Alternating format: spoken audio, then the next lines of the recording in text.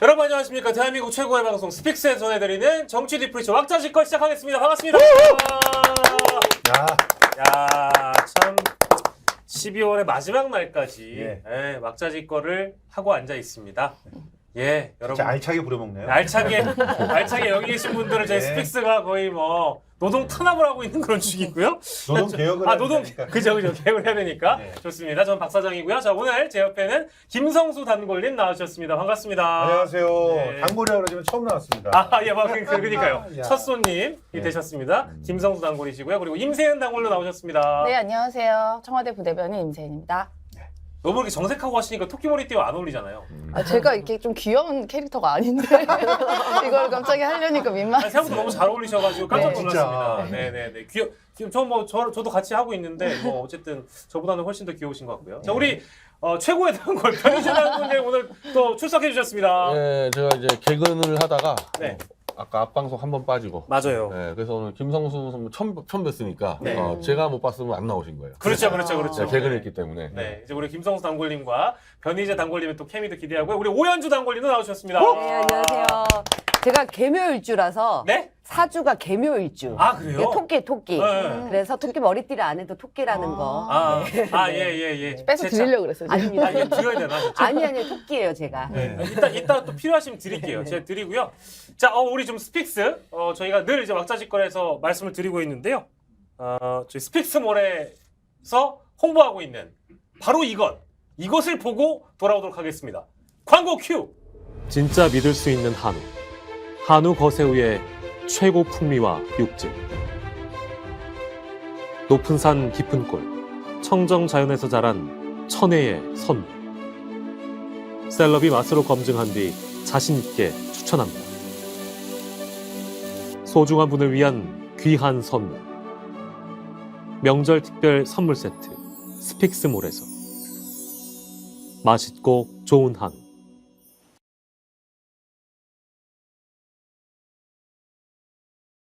야, 정말 세상에. 와, 아니 광고가 누구 목소리인지 모르겠는데 저거 사실 제 목소리거든요. 나중에 이제 방송 보시면 나오겠지만 네. 야, 진짜 이게 성우도 아닌데 너무 내레이션을 기가 막히게 해가지고 스픽스에서 지금 거의 뭐 제 목소리는 국보의 가치가 있을 만큼 맞습니까? 아무도 대답을 안 하시는데. 그래요. 예, 알겠습니다. 예, 아무튼 여러분들 스픽스몰에 들어오셔가지고 맛있고 좋은 한우 많이 구매해 주시면 감사하겠고요. 예. 한우 중에는 또 그 으뜸이 뭐다? 김성 선배님? 저는 살치살이 제일 좋던데. 그거 말고 뭐요? 암소, 숫소, 거세. 암소.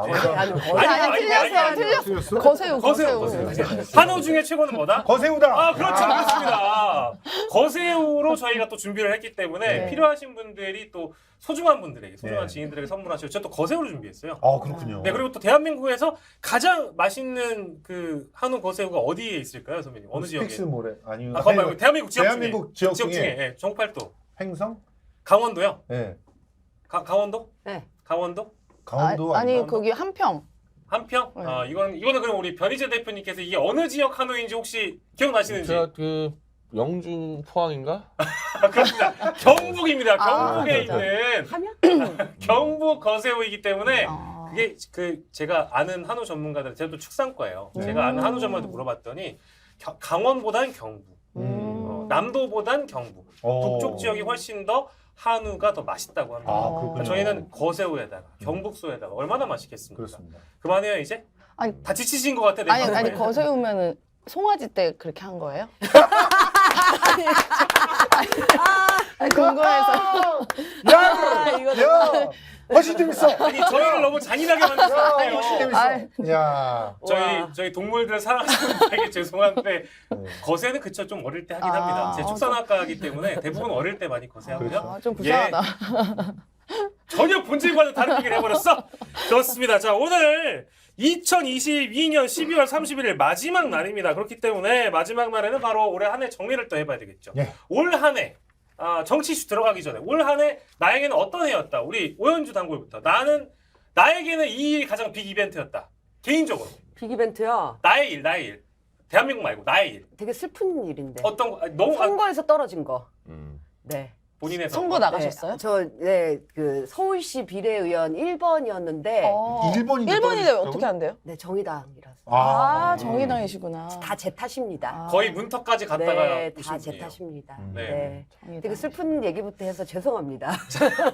알겠어요. 우리 네. 김성수 따골께서는 김성수에게는 올해 2일. 올해 그 아무래도 전 많이 남아 있는 일은 그 사실 제가 문화평론가이기 때문에 네. 예, 그런 측면에서 박찬욱 감독의 헤어질 결심, 네. 깐 영화에서 상 받은 거 네. 이렇게 가장 기억이 남지 않나. 개인적으로. 개인적으로 선배님. 그건 박찬욱 좋은 일이에요. 선배님 좋은 일. 나 좋은 일은 이제 19만 돌파. 그쵸. 구독자 성수대로 19만. 19만 돌파. 그렇죠. 네. 그런데 19만을 돌파하면 뭐예요? 음. 변희재님도 아시겠지만 네네. 돈이 안 돼요.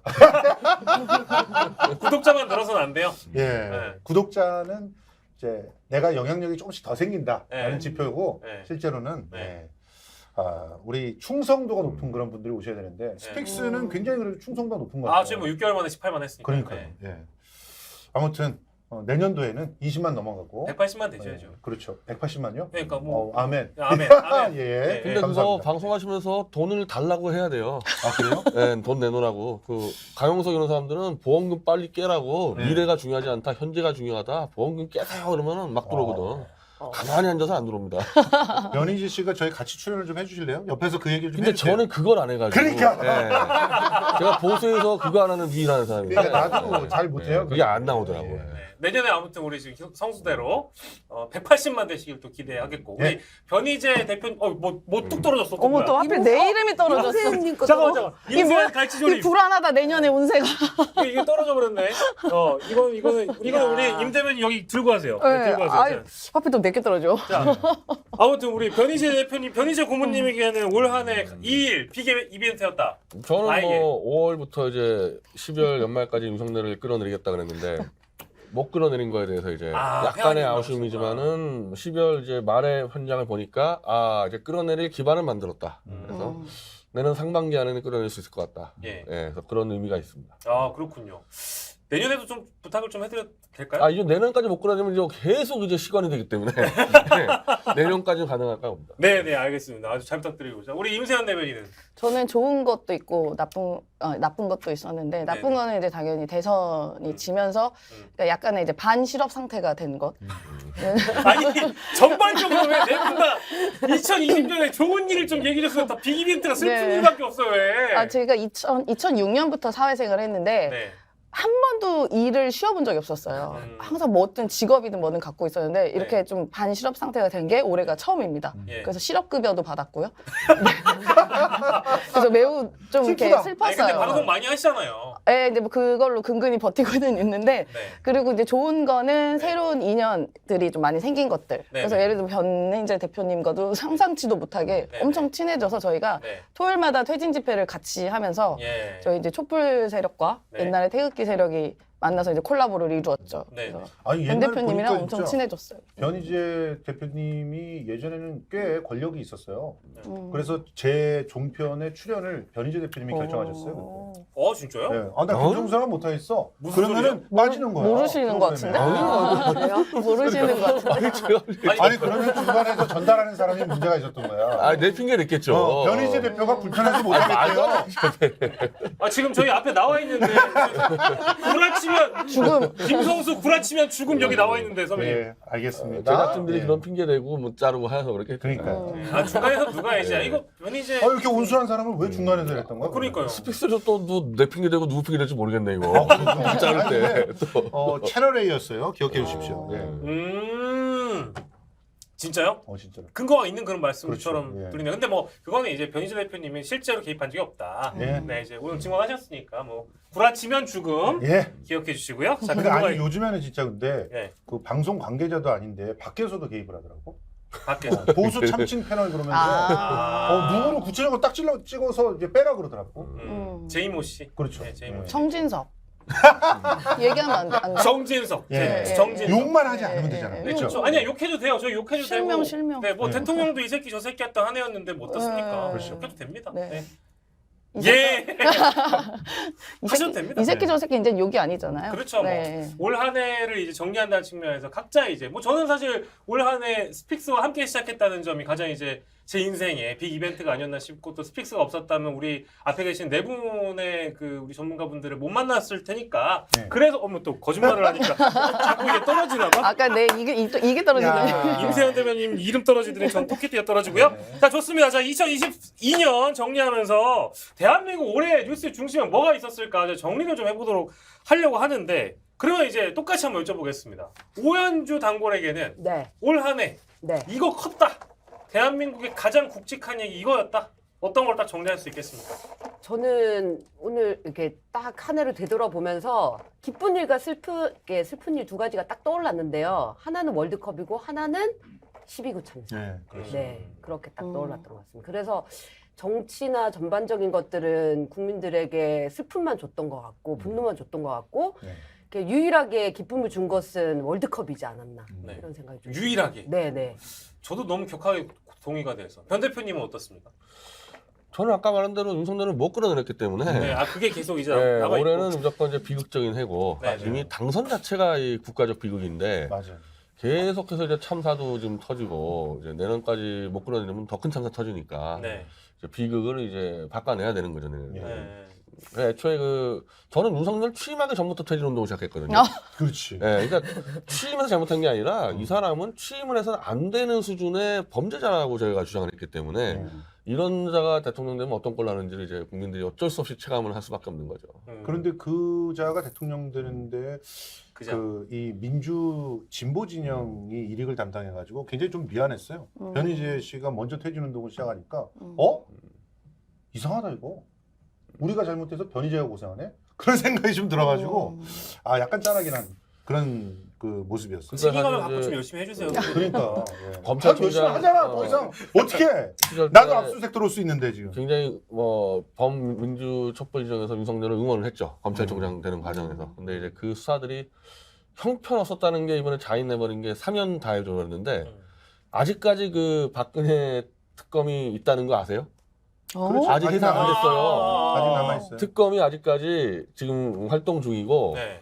블랙리스트 사건이 아직 재판 중이어서 특검이 활동 중이고 박영수가 그 무슨 뭐 뇌물 문제로 그만둬서 네. 지금 윤석열은 특검을 새로 임명해야 되는데 임명되지 않은 상태 가고 있습니다. 그러면은 어쨌든 역사적인 특검이잖아요. 그 정권을 날려먹은 네. 그 특검이 수사를 마치고 평가도 하기 전에 네. 주범들을 다 사면 복권시켜버리는. 말이 안 되는 거죠. 그렇죠. 아 최근에서 사면 복권은 뭐 사실 역대 사면 중에 이런 사면이 있었나 싶을 정도의 사면이에요, 사실은. 가장 그리고 그 황당하죠. 사면도 완전히 깜짝 사면이라는 게 원래 사면은 이렇게 좀 공개를 해서 여론을 봐야 되는데 그렇지. 박근혜 측근들 전체 사면한다는 거는 어느 언론에서 나온 적이 없어요. 그냥 김기춘, 우병우 정도만 얘기가 나왔는데 그냥 철저히 숨겼다가 한마디로 속임수 사면인 거죠. 이거. 그러니까 마지막에 딱 명단을 보니까 기가 막히더만. 이거는 막 문고리 사면방을 비롯해가지고 우병우 잔당들까지 전부 다 나왔어. 그러니까 원래 모태로 수사를 했어. 초반에는 MB랑 이제 김경수 지사 건으로만 그 얘기만 되게 관심 나오다가. 딱 하다가 갑자기 열어보니 이제 국정농단 세력이 다 있었더라고요. 그러니까 이게 네. 한동훈 스타일인데 이건 뭐 기본적으로 그 법률 사기꾼이 아닌가 그런 생각이 들어요. 아니, 한동훈이 지금까지 국회 나와서 뭐 헌법, 뭐 평등 무지하게 떠들지 않았나? 그렇지. 그 법과 법과의 원칙. 평등. 뭐 사면이나 형제평등제 이런 것도 특권층 안 해준다. 그렇게 폼 잡더니 자기 말대로면은 정말 500억대 뇌물을 같이 먹은 그 파렴치범들을 싹 다 소면시켜준 겁니다. 그러니까. 그렇게 할 거면 지금 정치범들 다 풀어준 거잖아요. 결국 뭐 그렇지. 뇌물 먹고 이런 거. 그럼 지금 유동규나 뭐 남욱이나 그리고 수사 왜 해요? 이재명 대표부터 또 풀 시작해서 건데. 굳이 힘들게. 그러니까 법치가 맞는 것이지. 이게 사법체계가 완전히 무너지는 거예요. 네. 그래서 그 결과적으로 이번에 사면을 통해서 대한민국은 검찰이 법을 만들고 국회에서 법이 만들어진 게 아니라 검찰이 법을 만들고 검찰이 그 수사를 해서 집어넣고 검찰이 풀어주기도 다 하는. 법원은 완전히 들러리 같이 세워놓고 이런 난동을 부리니까 결과적으로는 굉장히 우리 국민들이 부끄러워지는 거죠. 아 죄는 저 사람들이 짓고 있는 건데 부끄러우면 왜 우리 몫이냐. 그렇죠. 그리고 사면 받은 사람들이 전혀 고마워하지 않고 있습니다. 오늘 이명박 대통령 나가면서 윤석열 임자 낙관했어요. 그랬어요? 네. 참고로 박근혜 대통령 사면됐을 때는 문재인 대통령 감사 인사를 했는데 맞아요. 맞아요.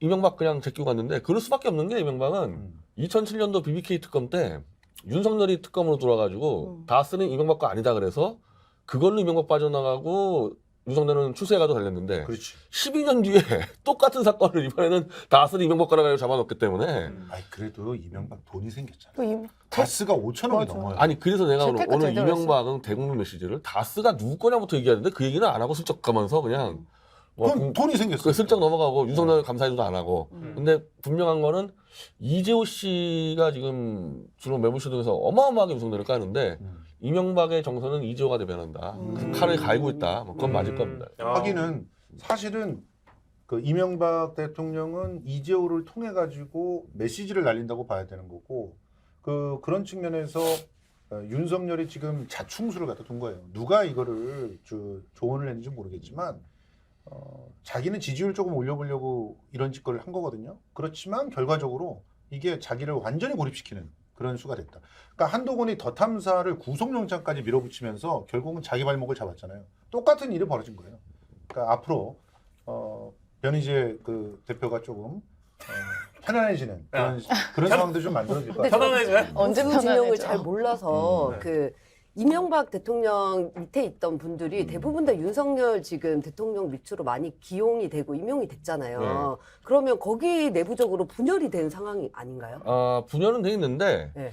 그러니까 이명박 세력은 좀 이권 세력 비스무리 해가지고 나름대로 좀 탄탄해요. 이권 세력은. 근데 그 이명박 세력과 윤석열은 아무 관계가 없어. 뭐 관계가 있다 그러면 범죄 공동체일 뿐이고. 그렇지. 그래서 사실은 결정적으로 윤석열이 흔들릴 때 이명박계가 뭉쳐서 윤석열을 칠 수 있는 좀 다시 방법이 배신을 되고요. 때린다? 당연하죠. 예, 근데 그쪽보다 더 무서운 게 박근혜 쪽이에요. 이명박 쪽은 조석 변수인데 네. 박근혜는 지금 자기 측근들 풀어주느라고 1년 동안 침묵했는데 그 침묵의 대가로 이제 풀어줬는데 다 풀려났어. 완벽하게. 완벽해. 이제는 진짜 박근혜가 자기 명예회복한다고 나섰을 때 윤석열이 제어할 수 있는 게 아무것도 없습니다. 그 정도로 많이 이제 좀 혼란스럽고 좀 혼탁해진 것 같아요. 지금의 이 전국이라는 게 사면을 통해서 이렇게 바라보면 와 이게 지금 도대체 어떠한 구상으로 이런 사람들을 다 풀어줬을까라고 싶을 정도로 의심스럽고 이걸 사실상의 통합의 원칙을 두고 사면을 한 건가 좀 그렇게 동의는 안 되는 거 그걸 같고. 이제 이렇게 표현하던데 한 공희준이라는 정치평론가가 이 검사들은 하도 많은 사람들을 감옥에 집어넣다 보니까 내가 누구 나올지 몰라요? 감옥 갔다 오는 거를 그냥 넣고 풀어주는 것을 페이스북에 차단했다 해제했다 요정 수준으로 보고 있다. 친구를 끌었다 연결했다. 근데 한 번 들어간 사람은 칼을 갈고 나오거든. 아니 당연하겠죠. 더군다나 아직까지 이명박 박근혜는 죄를 인정한 적이 한 번도 없어요. 다 조작이라 그랬지. 근데 이제 나왔잖아요. 이제 칼 뽑는다니까 이제 내가. 그러니까 보면. 이게 진짜 제가 방금 얘기했지만 저는 요즘에 스픽스 오고 나서 유튜브를 많이 보니까 뭐 변 대표님 만나고도 이제 변 대표님을 싫어하는 이제 우익 유튜버 이제 뭐 그런 분들 거 많이 봐요. 근데 이번 사면도 막 100점이야. 100점짜리라고 칭찬하더라고요. 이렇게까지 전 국민의 감동을 주는 통합 사면은 없었다. 이게 통합이에요? 말이 안 되지. 통합이라 이거 어떻게 통합이라고 볼 수 있지? 그분들의 언어는 어느 나라 저 언어를 사실 쓰는 너무 강한 그러니까. 신임 뭐랄까 강한 믿음을 갖고 자, 있더라고요. 일단 통합이 되려면 있잖아요. 최은수 같은 사람을 풀어주면 나하고 통합을 전혀 안 하겠다는 거야. 나랑 원수지겠다는 거야. 왜냐면 나는 블랙리스트 피해자거든. 근데 3년 이상을 갖다가 개고생을 해가지고 드디어 주범 중에 하나가 3심에서 진짜 나는 실형이 나와야 된다고 그렇게 믿었는데 고작 집행유예 2년 나왔어요. 자격증지 1년. 그런데 걔를 11일 만에 풀어줬어. 그럼 나하고는 원수되는 거야. 그게 무슨 통합이야. 블랙리스트 피해를 입은 사람들 몇 명인 줄 아시죠? 몇 명이에요? 3만 명, 3만 명. 그 중에서 구체적으로 법원으로부터 돈을 받은 사람만 해도 2천 명이에요. 인정받아서 법원이 인정해서 피해를. 저같이 돈을 그래도 받은 사람이 2천 명이 넘어. 그런데 그 사람들은 이번 형국으로 그냥 윤석열과 윤석열 잔당들은 진짜 원수가 된 거예요. 이제 너 죽고 나 죽자야. 근데 또 이번 사면 또 희한한 게 그 국정농단 세력이나 이명박 쪽 세력은 복권까지 시켜줬어요. 그러니까요. 선거를 나갈 수 있게. 근데 약 올리듯이 김경수 지사는 복권 또 쏙 뺍니다. 예. 네, 그게 무슨 통합이에요? 그리고 맞아. 대통령이 이 사면권이 고유의 권한이긴 하지만 이게 최소한도로 이루어져야 되는데 그냥 자기 멋대로 다 했어요. 그리고 뭐 국민의 의견 청취나 뭐 어떤 메시지도 없고. 원칙도 없고 네, 뭐 다 네. 저는 근데 50% 100% 다 양보할 수 있어요. 네. 근데 양보할 수 없는 사면이 하나가 있습니다. 음. 이번에 그 저기 국민의힘에서 조강특위 열고 그 저기 조직위원장들 일부 좀 발표했잖아요. 거기 그 보면 청주서원? 예. 청주서원의 그 성함이 뭐더라? 김진모 비서관이라고. 김진모 변호사. MB 쪽이잖아 그쪽. 네, 이 양반. 저랑 같이 있었죠 서울구치소에. 이 양반. 좀 대화를 해보셨어요? 저는 원래 밖에서 알았던 사람이고. 전 네. 검찰이고 또. 근데 이제 그 우병우도 그렇고 김진모도 그렇고 애초에 검사 출신들은 형량이 엄청 낮게 나왔어요. 그럼요. 네, 검사끼리 서로 봐준 겁니다. 아니 근데 최윤수도 8개월 나와서 맨 마지막에. 난 김태효 비서관이 이 사람도 너무 황당하던데. 걔는 2달 만에. 2달 만에 어떻게? 와. 아니 근데 이 김진모 변호사 같은 경우에는 지금 충북 청주서원에 이제 임명이 된 거잖아요. 그러면 마치 사면 복권이 될 걸 뭐 미리 알았다는 알았지. 듯- 알았죠. 네. 한 알았죠. 거지. 음. 그러니까 이게 저- 뭐 하는 짓이냐고. 아니, 저는 이게 제일 황당하더라고요. 어. 이거 다 알고 있었다는 얘기 아니에요? 그 내가 어떤 얘기까지 들었냐면 그 실제로 지금 여러 군데서 고소 고발이 들어가 가지고 사면 복권이 돼야 될 사람인데 고소 고발이 들어가게 되면 새로 수사가 들어가야 되잖아요. 그런 사람들은 아예 수사가 못 들어가게 다 불기소 처분을 했다는 얘기까지 들었어. 그러니까 애초에 이 그림은 한 몇 달 전서부터 그림이 그려져 있던 거야. 누가 MB도 그랬을까? 그러잖아. 누가 그랬을까? MB도 벌금을 그동안 내고 있었대요. 근데 그렇지. 이제 사면 얘기 나오니까 그때부터 벌금 딱 안 딱 내더라고요. 끊었잖아.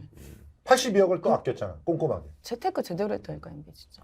저는 다른 쪽은 모르겠는데 박근혜 쪽 사면은 저는 박근혜가 결정했다고 봐요. 예. 그 사면의 그 디테일한 걸 들여다보면은 문고리 3인방 사면은 아마 국민들 누구도 요구한 적이 없을 겁니다. 당연하죠. 왜냐하면 저거는 태극기 세력조차도 문고리 4인방 니놈들이 보자 잘못해서 이사 났다 했기 때문에 그렇지. 네. 법무부에서 사면 심사할 때 법무부 직원이나 자문위원 중에서 문고리 4인방 사면했다고 얘기가 나올 수가 없어요. 저거는. 쪽팔려서라도 못 나오죠. 저건 박근혜가 직접 얘기하지 않고는 불가능한 얘기고 안종범이라고 지금 사람들 얘기 못하는데 네. 경제수석인데 박근혜가 처벌받는 데 있어서 결정적인 증언한 게 안종범이에요. 네, 수첩 네. 수첩이고 실록, 수첩도 수첩이 사실은 안종범 그것도 조작인데 어쨌든 그 수첩까지 조작을 하고 박근혜 어쨌든 나는 기업인들한테 돈 달라 얘기한 적 없다 이렇게 했는데 안종범은 다 박근혜가 기업인한테 돈 달라고 했다 해서 안종범 증언으로 박근혜를 처벌하다 보니까 안종범이 그 장시와 더불어서 특검의 귀염독이라 불렸고 최순실 박근혜 안종범이 똑같은 뇌물 공여죄로 공범으로 됐는데 안종범만 4년으로 경량이 됐고 법원에서조차도 안종범 같은 진실을 얘기하는 사람 때문에 이번 사건이 파헤쳤다 해서 굉장히 이제 형을 감량했다. 그러면은 복권은 누구 제일 먼저 시켜줘야 됩니까? 안종범이 해야지. 그 윤석열이 복권 시켜줬다면 안종범만 복권이 안 됐어. 그렇지. 그 누가 막았겠습니까? 그네 언니. 당연하죠. 안종범 때문에 잡혀갔으니까 안종범 풀어주면 죽어 이렇게 갔다는 건데 한마디로 윤석열과 박근혜 관계에서 이 국정농단 수관계에서는 윤석열이 절대적으로 엎드렸다는 거예요. 이거는. 지난번에 사저 갔을 때도 네. 어떻게 검사라는 자가 자기가 잡아놓은 범죄자 앞에서 사과를 했어. 면목이 그러니까. 없고 수사가 엉망진창이었다는 거죠. 한마디로 그냥. 근데 좀 이해가 안 가는 게 그러면 그렇게까지 박근혜 얘기를 잘 들어주고 사면을 했다고 하는데 칼날이 되어 돌아올 거다. 이렇게 판단하시는 근거가 뭔지 좀 궁금해요. 애초에 자기를 그 잡아넣을 때부터 조작을 해서 잡아넣었다고 하는 것이고 실제로 그나마 박영수가 잘 마무리를 해가지고 재산을 지킬 수 있었거든요. 그 재산마저도 날아갔다면 박근혜는 이제 회생의 어떤 토대 자체가 사라지는 건데 그나마 그런 것들을 가지고 있는 상태니까 이제부터 윤석열한테 보복할 일만 남았다 이렇게 보고 있는 거죠. 그러니까 이제 윤석열 쪽에서는 아유 내가 사과하고 풀어줬으니까 뭐 페이스북 다시 차단 해제시키지 않았냐 이거고 감옥 갔다 온 사람은 감옥에서 뭐 하겠습니까? 거의 한 절반은 칼을 갈아요. 매일매일 죽여야지. 이게 이명박까지도 그러는데 박근혜는 더 하겠죠. 그러면 태블릿에 입 여는 거 아니에요? 그래서 이제 저희가 이제 제가 1년 동안 박근혜 입 열라고 몇 번을 내가 깠는데 입을 다물어서 이제 김용민과 같이 박근혜 사저 앞에서 제가 기자회견 하려고 그러는데 박근혜 씨가 그 김영민의 그 전설적인 총선 있죠. 네. 2012년 총선. 막말 총선. 김영민으로 시작해서 김영민으로 끝난 총선이 있어요. 그때. 그래서 그때 박근혜가 김영민 지역구에 들어와가지고 이런 자를 뽑으면은 교육이 어떻게 되겠습니까 해가지고 역전승하지 않았을까 박근혜 쪽이. 그래서 김영민이 이제 저랑 같이 박근혜 들어가서 당신 그 윤석열과 한동훈이가 조작 날조한 탭을 알면서 자기 측근들 위해서 진실을 덮은 자가 무슨 교육을 떠드냐. 그래서 박근혜 입을 열게 하도록 이제 우리가 작업을 하려고 그러는 거예요. 예. 아. 2023년 새롭게 또 이제 새로운 국면들이 또 이제 많이 보이기 시작을 하는데 사면 얘기를 저희가 길게 하려고 했던 건 아닌데 사실 연말에 가장 뜨거웠던 여의도 정가의 핫 이슈는 사면 얘기일 수밖에 없기 때문에 저희가 좀 길게 한 것이고요. 또 다른 거 뭐 있을까요? 이제 올 한 해를 정리하면서 뭐 대부분 이제 얘기가 윤석열로 아니, 끝나긴 이게 할 건데 저는 윤석열 김건희, 윤석열 김건희. 뭐든 간에 문화평론가로서 네네 청와대 얘기를 안 할 수가 없어요. 청와대 청와대가 뭐 지난 5월에 개방된 이후로 274만 명이 다녀갔다는데 11월서부터 손님이 뚝 끊겨. 지금은 예약을 안 해도 무조건 갈 수가 있어요. 예전 북적북적했죠. 예, 처음에는 사람들을 갖다 밑에서부터 돈 줘가지고 그냥 끌어올렸으니까 그게 북적해진 거지. 누가 청와대 보러 서울까지 옵니까? 사실 이렇게 만들어 놓으면서 동시에 그 훼손된 것들이 한두 개가 아니잖아요. 일단 이 공간은 문화재예요. 그런데 문화재를 무슨 테마파크 만들려고 했어요. 그러면서 뭐 청와대의 정체성, 본질, 물론 온갖 오욕의 역사들이 있었겠지만 그런 것들을 다 잘라버리고 심지어는 벙커까지 훼손하면서 그러면서 지금 거기를 해체시켜 놨는데 네. 그런데 이제는 영빈관을 또 다시 쓰잖아. 다시 12월 쓰죠. 한 달 동안에 10번이 넘게 썼어. 이럴 건 왜 나갔나 싶어요. 그러니까. 지금 뭐 하자는 겁니까 지금? 그래놓고선 거기 나오겠다고 쓴 돈이 지금 앞으로 더 들어갈 돈까지 합하면 1조가 넘는데 네. 이거 어떻게 할 거예요 또 이거는? 어제 선배님 그 밤 방송에 많이 흥분하시고 막 그러시는 예. 것 같은데 여전히 아직 좀 에너지가 남아 있는. 지금도 계속 화가 점점 많으시죠? 에너지가 올라가셔. 청와대만 생각하면은 진짜 이놈의 정권은 그 문화의 문자도 모르는 아주 천박한 정권이라는 생각이 드는 거예요. 그래놓고서는 그 영빈관을 갖다가 훼손시키기 위해서 한마디로 그냥 봉인시키기 위해서 어떤 짓거리를 했는지 보면은요 처참한 수준이거든요. 거기서 갑자기 패션쇼를 하면서 영빈관에서 옷 입고 드러눕기를 하지 않나. 그 다음에 갑자기 청와대 잔디에다가 그 소파를 깔아놓고 침대를 깔아놓고 하질 않나. 그리고 나중에는 비가 와가지고 거기서 우통을 제끼잖아요. 그건 단지 가수비. 예, 가수비가 우통 제끼는 걸로 끝나는 게 아니라 그 공간의 정체성이나 상징이나 메시지에 전혀 맞지 않는 그런 공연을 일부러 하게끔 했다라는 생각밖에 안 드는 거거든요. 일부러 무슨 왜 그랬을 거야? 목적이 뭐예요 그러면? 거기 지신 밝게 하는 거지. 아니 그런 게 아니면은 거기를 그냥 공간으로서의 여러 가지 그 상징성과 역사성을 짓밟는 그런 모독 행위를 하는 거예요. 그런 뭐 오케스트라 공연하는 거 아니고 예. 뭐 좀 이제 보면은 좀 선정적 공연들을 한 거는 뭔가 목적이 있다는 거죠. 뭐 해설에. 그럼요. 예전에 일본에서 창경원 만들었잖아요. 동물원으로. 약간 그런 느낌이 들고 그러니까 저는 거기서 2년 정도 근무를 했었기 때문에 오히려 더 그러네요. 너무 마음이 안 좋더라고요. 네. 그 무슨 그 놀이터들을 만들어놨어요. 그렇지. 노인들의 놀이터를 만들어놨더라고요. 나의 전 직장을 놀이터를 만드는 심정이 참 그렇긴 하겠네요. 그래서 진짜. 가끔은 이제 좀 그리울 때가 있어요. 한번 일했던 데를. 근데 네. 한번 가볼까 하다가 네. 가면 너무 가슴이 아플 것 같은 진짜 거예요. 가슴이 아프죠. 예, 예. 그 사진으로만 봤을 때, 야, 여기를 이렇게 훼손해놨구나 하는 싶고, 그러니까 보존이 잘 돼 있어요. 청와대 안에. 나무랑 숲, 꽃, 이런 게. 그래서 그 책도 나옵니다. 그 네. 청와대의 나무와 숲. 네. 이런 건 아마 다 발표했을 거예요. 다 발표했죠. 네. 지금 그래서 그 1년 동안 거기에 복원, 그러니까 복원이 아니라 그냥 그 보수라고 해야 되죠. 훼손된 거 보수하는 데만 2억 원이 나갔어요.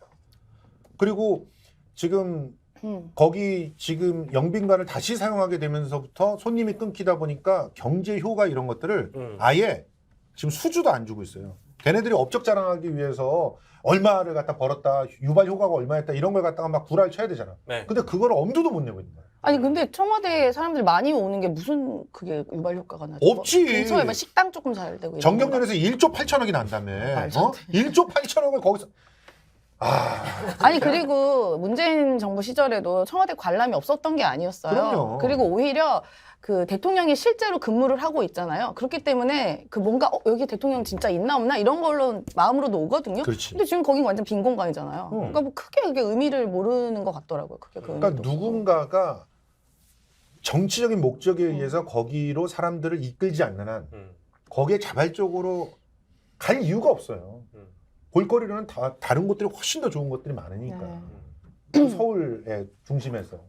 그리고 연계된 프로그램 만든다고 뭐 뻥은 엄청나게 쳤는데 가서 보면은 예를 들어 이번에 뭐 문학 뭐 도서 뭐가 됐지 문학 전시회가 됐다 이러면서 기획안을 갖다 보는데 기가 차요. 정말 조악하기 이를 데 없는. 그러니까 정말 초짜 중에 초짜가 기획한 것 같은 그런 기획전을 하고 앉았으면서 거기다 돈을 갖다가 몇 억씩 쓰는 거예요. 완전히 그냥 김건희가 갖다 놓는 그런 김건희 용돈 창고 같은 거 만드는 것 같아요. 근데 사실은 그 대통령실에 계신 그 1호 정치인께서도 그 문화에 대해서는 좀 일가견이 있다라는 식으로 거의 이제 그 조중동이나 이런 데서는 왜냐면 코바나 콘텐츠도 이제 운영을 하셨기 때문에 어느 정도의 어떤 문화 그 어떤 문화적인 시각 이런 게 네. 또 그분이- 있지 않을까. 그분이 자기가 개최한 그 전시회의 작가를 가지고 5분 이상 얘기를 할 수 있으면 내가 그냥 한 5만 원 낼게. 너무 아 작은데요? 너무 5만 원 너무 짜잖아요. 네. 50만 원? 직을 거세요. 아, 직을 어떻게 걸어요? 직이 없는데 5분 이상 얘기를 못 해. 아니 근데 박보균 문경부 장관이 그 영빈관을 중심으로 이제 베르사유 궁처럼 만들겠다 했는데 영빈관 다시 쓴다며. 쓰고 다시 있어요. 쓰고 있지. 그럼 끝난 거 아니에요, 그것도? 그렇죠. 그럼 이제 영빈관에다가 뭐 파티하고 공연하고 그러려고 했는데 그것도 없으니까 이제 더 안 들어가겠네, 청와대. 그렇지. 전시 공간이 제일 좋은 데가 영빈관이었는데 그게 날아가니까 실제로 할수 청와대 있는 게 본관이라든가 이런 데는 전시를 한다거나 공연을 한다거나 부적절해요, 전부 다. 참 그러니까 그 결국에 같은 얘기가 될 수 있겠는데 이제 대통령이 취임하고 나서 대통령을 지지했던 사람들이 이걸 바랬는지 모르겠는데 문재인이 쓰던 거 쓰지 마. 문재인이 하던 것도 하지 마. 이제 요게 이제 어떻게 보면은 그 뭐 국정 철학이 아니라 그냥 윤석열 정부의 어떤 기조가 아닐까. 근데 문재인이 해놓은 성과에는 숟가락 얹어. 다누리고 자기가 마치 쏜 것처럼 이렇게 하고. 그럼 뭐야? 그럼 하지 말아야지. 다누리를 갖다 항우연을 그래서 해체시켰나? 뭐 그런 측면이 있을 예. 거라고 저도 생각하는데 뭐 어쨌든 이제 그게 좀 안타깝다는 거는 뭐 많은 분들이 공감을 하실 거고요. 자주포 수출도 문재인 때 다 해놓은 건데? 자주포 많이 팔았다고 자랑해. K9 이런 거 등등. 자주포를 없애! 빨리. 왜 이렇게 화가 나셨어요? 아니 문재인 건 전부 다 없애니까. 선배님 한잔 드려요? 맞아. 운전하시는 같이 마저 드려야 되나? 운전을 해야 돼요. 대리. 전 좀 먹으려고요. 예, 아니, 알겠어요. 듣다 보니까 좀 열을 받아가지고. 예. 예, 아유, 예, 그러니까. 화가 나 진짜. 아니, 그래서 그 문재인이 하지 않던 거를 하려고 도어 스태핑 같은 것도 했던 거 아니에요. 근데 아니, 지금은 안 하잖아요. 애초에 용산을 가겠다고 했던 이유가 국민 속으로 가고 청와대를 국민에 돌려드리겠다고 했는데 지금 보세요. 청와대 다 쓰잖아요, 또 결국은. 아니 그러니까 그리고 그거 왜 하냐 이거죠. 국민과 다가가겠다? 지금 가림막해서 지금 기자들도 안 만나지 않습니까? 기자실 앞에 가림막 친 거에서 이미 끝났죠. 아니 본인 출근 시간 안 들키려고 하는 것 같아요. 지금 전날에 술 용산에는 먹고. 아예 없고 이제 한남동 사저에서 그냥 파티하는 걸로 이제 때운 그렇죠. 것 같은데 사적인 밤마다. 파티하는 걸로. 예. 예. 아니 전쟁 중이라서 NSC를 못 열었대요. 토의할 시간이 없어서. 근데 그날 저녁에 송년회는 해. 전쟁 중인데. 건배사는 이상민이하고. 건배사 이상민이야. 자 그러면 이제 뭐 저희가 또 이렇게 얘기가 나왔으니까요. 도어 스태핑은 총 61회 올해 진행이 됐고요. 61회 중에 나는 대통령의 요 한마디가 기억에 남는다. 너무 많아가지고 저도 뭐 얘기할 게 너무 많긴 한데 그래도 요건 좀 기억에 남는다 혹시 있습니까? 저는 다른 거는 뭐 말실수를 워낙에 많이 했기 때문에 전반적으로 문제가 있었다고 생각하고 중단한 거 되게 잘했다고 생각해요. 예, 중단 결정이 가장 윤석열 정부의 좋은 옳은 결정이었다 이렇게 생각하는데 기억나는 거는 네. 가장 이제까지 윤석열 대통령한테 실망했던 부분이 사실 저는 인사 문제였다라고 생각을 하는데요. 네. 인사 문제에 대해서 적반하장격으로 이렇게 전 정부에서 훌륭한 이렇게 훌륭한 사람을 봤냐라고 한 거는 정말 온 국민의 속을 뒤집는 말이었다라는 측면에서 그 발언이 가장 기억에 남아요. 전 정부에서 이렇게 훌륭한 사람들 봤어요? 맞아요. 그 저는 뭐 기자한테 반말조로 얘기하는 것부터 시작을 해가지고 뭐 또 우리 임삼 대표님 어떤 거 기억나세요? 그 저는 그 바이든 날리면 사건 이후에 언론 보도가 커지자 그날 그러고 나서 바로 있었던 도어 스태핑에서 국익을 해치고 뭐 국익을 해치는 우리 미국과의 관계를 해치는 가짜 뉴스에 대해서 뭐 엄벌해야 된다. 저도 그게 가장 너무 기억에 황당했었습니다. 그게 아마 가장 충격적이지 않을까 싶어요. 왜냐하면 네. 저희도 그 아침 방송을 하던 시절에 스픽스에서 아침 방송 하던 시절에 이번 그러면 이 사태가 이 정도 됐으니까 네. 국내 돌아와서 첫 도어 스태핑에서는 그래도 송구하고 죄송하고 막 이렇게 할 줄 알았는데 네. 그게 전혀 아니었던 거죠. 전혀 아니죠. 그리고 그날이었나 그다음 날이었나 저는 제일 기억에 남는 게 거기서 MBC 기자가 묻습니다. 질문하니까 도망가듯이 가요. 그러다가 자빠져. 자빠진 거는 확실한 거예요, 선배님? 아니 근데 아니, 갑자기 추정이 이렇게 사라져. 이렇게 가다 이렇게 된 거 맞는데 그렇게 돼. 그렇게 그렇게 됐어. 그러니까 끝까지 보면 이렇게 하다 이렇게 된 거 맞는데 자빠진 건지 발을 헛디딘 건지 어쨌든 정황이 있어. 어. 왜냐면 그 같이 옆에 있던 비서관들이 이래요. 진짜. 정황은 그래요. 정황은. 그리고 그 다음에 그 가림막을 친 거 아니야. 네, 너무 그래- 화가 난 거야 그게. 그리고 무서웠고. 그런 다음에 대통령실의 그 해명이 그랬잖아요. 불미스러운 일. 응. 네. 그래서 그 불미스러운 일에 대한 사람들 다 이제 그 기자와 거기 대통령실에 누구였죠? 이기정이 이기정 기자인가? 이기주 이기주 기자와 기자. 이기정 뭐였더라? 비서관. 옛날에 춘추관장.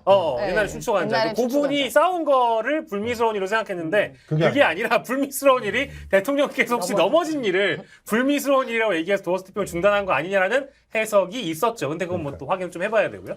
저는 그 기억나는 게 이재명 대표가 당대표 취임한 다음에 공산법 위반으로 이제 소환 기소된 사건에 대해서 네. 당연히 물어봤어요 기자들이. 그렇죠. 모른대 자기는. 민생이 바빠서 모른다 그러는데 법무비서관이 그걸 보고를 안 했을 리가 없고 그렇죠. 그리고 언론에 일면에 나왔어요. 맞아. 홍보비서관이 안 올 리가 없는데 그러니까 사실 이게 문성년보다 훨씬 말 잘하는 대통령 많이 있었는데 도어 스태핑을 안 하는 이유가 저런 정치적으로 민감한 질문이 나오기 때문에 안 하는 건데 그렇죠. 저런 식으로 거짓말하려고 그러면 다 할 수 있죠. 민감한 질문 나오면 나 모르겠다 못 봤다 그러면은 그때 심지어는 신문을 잘 보지 않아서 모른다 뭐 이런 식으로 얘기했을 거야. 근데 새벽 5시에 일어나서 신문 본다고. 그러니까. 이 말이 또 바뀌었었죠. 그러니까. 네. 민생을 돌보느라 그런 거 일일이 볼 시간이 없다고 얘기했다가 그 이제 청담동 그 의혹 술자리 의혹이 나오니까 5시에 일어나서 조간신문을 다 본다. 이제 요런 얘기를 그렇게 해버려서 가다가 그러다가 또 나중에는 신문을 갖다가 구체적으로 챙겨보지 않아서 그런 게 나왔는지 모른대. 그 야, 약간 입만 그런 벌리면 거짓말이야. 진짜. 거짓말인지 아니면은 정말 알코올성 그건지 저는 뭐 의구심이 듭니다. 전략이라고 진짜. 생각해요. 이제 저는 뻔뻔함도 전략이다. 근데 있잖아요. 진짜 신기한 것은 윤석열 대통령이 도어 스태핑을 안 하잖아요. 근데 도어 스태핑을 그 뒤를 이어서 하는 사람이 있어요. 누구야? 한동훈 법무부 장관이 다 하죠. 하고 있어. 다 하죠. 네. 야 놀라워. 대신하라는 거 같이 많이 하더라고요, 진짜. 자기가 대통령이 된 거라고 생각하나 봐. 그리고 막 전국 투어, 뭐 민심 투어 같은 거 다 하던데요. 맞아. 왜 법무부 장관이 그걸 왜 하고 있어? 이해가 안 돼. 정치하려고 하는 거죠. 한동훈은 이제 그 천공의 발언이 드러나면서 후계자나 황태자가 아니라 사냥개라는 게 드러나니까 이제 한동훈은 이제 완전히 이제 자기 정치를 해야 되는 거죠 이때부터는. 너무 명확히 드러났기 때문에 그래가지고 몸이 달아가지고 갑자기 말도 안 되는데 구속영장 오바하고 치고 막 그렇게 설치고 난리를 하는 치고. 거죠 지금. 국회에서 또 그런 막 저 증거 같은 것들을 공개하는 장면을 보면서 실제 이분이 좀 많이 급하긴 급하다라는 생각도 좀 들긴 들었어요. 근데 그 시점 자체가 아까 말씀하신 물론 이제 어느 정도의 관련성이 있는지는 모르지만은 근데 천공의 그 발언 이후에 부쩍 한 장관의 활동이 늘어난 것은 사실이다. 김남국 의원의 지원인데 법사위에서 네네. 천공이 한동훈은 안 된다고 그 시점에 저희가 태블릿 조작의 주범이라고 한동훈한테 공문을 쐈어요. 오. 공범 잡아내라고. 네네네. 거의 같이 들어갔는데 그때부터 한동훈이 어쨌든 법사위 내에서 기가 확 죽었다 갑자기. 말이 적어지고. 요건 약간 좀 깔때기긴 한데. 이거 진짜 엄청난 깔때기를 또 이렇게. 그러면서 이제 뭔가 오바를 하고 지금 이제 자기 생존 투쟁을 하는 것 같습니다. 네. 뭐 이제 내년에도 그 한동훈 장관의 이런 활발한 이게 사실상의 저는 뭐 선거 운동 내지는 정치 활동이라고 봐도 무방할 정도인데 이렇게 되면은 한동훈은 자기만의 도어 스태핑을 하잖아요. 그럼 대통령은 2023년에 도어 스태핑을 앞으로 계속 안 할까요? 진짜 믿을 수 있는 한우 거세우의 최고 풍미와 육질. 높은 산 깊은 골, 청정 자연에서 자란 천혜의 선물. 셀럽이 맛으로 검증한 뒤 자신 있게 추천합니다. 소중한 분을 위한 귀한 선물. 명절 특별 선물 세트 스픽스몰에서 맛있고 좋은 한우.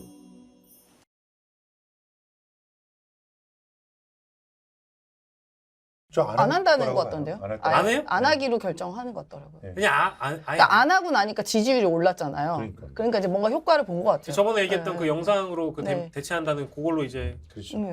뭐 마른 국민과의 무슨 뭐지 점검회의 점검회의 하면서 뭐 이렇게 한 건데 짜고치는 고스톱이면 뻔히 알면서 그 영화에 가끔 보면은 어떤 그 뭐 미래 영화 이런 거 보면은 한 나라의 지도자가 갑자기 어떤 대형 스크린에 나와가지고 국민 여러분께 말씀드립니다 이런 거 나오잖아요. 그런 것처럼 이제 하겠다는 건가 도어 스태핑 대신해서? 근데 지금 대변인 브리핑 하고 있습니까? 대변인이 대변인이 없고 없잖아요. 부대변인이 계속 하고 나와서 브리핑 하고 있어요? 라이브 브리핑은 부대변인이? 가끔 하더라고요. 근데 관심이 지시사항 없나 얘기하는 거예요. 지시사항 그러니까 얘기하고 실제로 완전히 그냥 라이브로 막 주고받는 것들을 정례 브리핑을 해주는데 정례 브리핑이 그거에 없어요. 없어요. 그게 없어졌죠. 없어. 네네네. 요 그러니까 아무것도 안 하고 있는 거네. 그러니까 사안이 있을 때마다 예. 뭐에 쫄리면 브리핑을 하는 거지 정례 브리핑을 안 해. 그러니까 이거는 대통령실이 그냥 노는 것 같아. 아니 저 6시 칼퇴근하지 진짜. 만찬 가가지고 술 처먹고 있지. 그리고 정례 브리핑도 안 하지. 뭐 누가 뭐 문제가 좀 일어나면은 발끈해가지고 그냥 싸우고 있지. 뭐 하자는 거야 이게.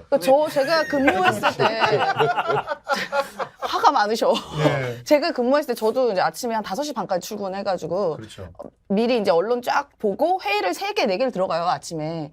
그리고 기자들 질문 뭐 할지를 막 정리를 해놓거든요. 그리고 순간순간 가서 기자들이 물어보면 가서 정말 즉답을 해줘야 되기 때문에 공부를 많이 해서 갑니다. 그렇죠. 근데 지금의 브리핑은 그냥 대통령 화났을 때 이것 때문에 화났다라고 나오는 거 말고는 없어요. 기자들 정작 궁금한 거는 말을 안 해줍니다. 이번에 그 무인기 사태 때 아주 정말 제대로 보여줬잖아요. 처음에 무인기가 10시 25분에 발견이 돼가지고 7시간이 지나는 동안에 대통령실에서 나온 말이 없었어요.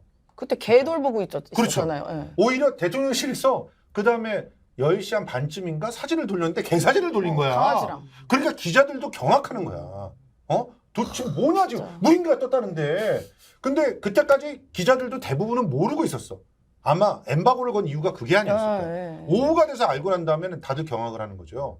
그리고 나서 마지막에 만찬까지 갔다는 것을 알았는데 그 뒤에 그 다음날 아침서부터 대통령실에서 어제 대통령이 사실은 이렇게 경로했고 이런 얘기를 했었다라고 얘기를 하는데 그걸 믿는 사람이 어디 있겠어요. 그렇죠. 그러니까 어물쩍 넘어가려 했던 것 같아요, 그냥. 그러니까 모르는 NSC도 안 열었던 걸 보면은 그냥 중요한 일이라고 생각 안 했거나 보고를 받아도 무시했다는 거를 우리는 알 수 있지 않습니까? 그냥 걔만 붙들고 있었던 거예요. 걔가 굉장히 걱정된대잖아. 지금 사람이랑 늘 같이 지내다 24시간 같이 지내다 안내견이라서 사람이랑 분리돼 있으면은 심리가 불안해진대잖아. 걔 심리는 그렇게 불안하게 두면 안 되는데 우리 국민들은 어떻게 하는 거야? 지금 걔 몇 마리 키우죠? 걔 한 11마리 11마리인가 키운다는 것던데요.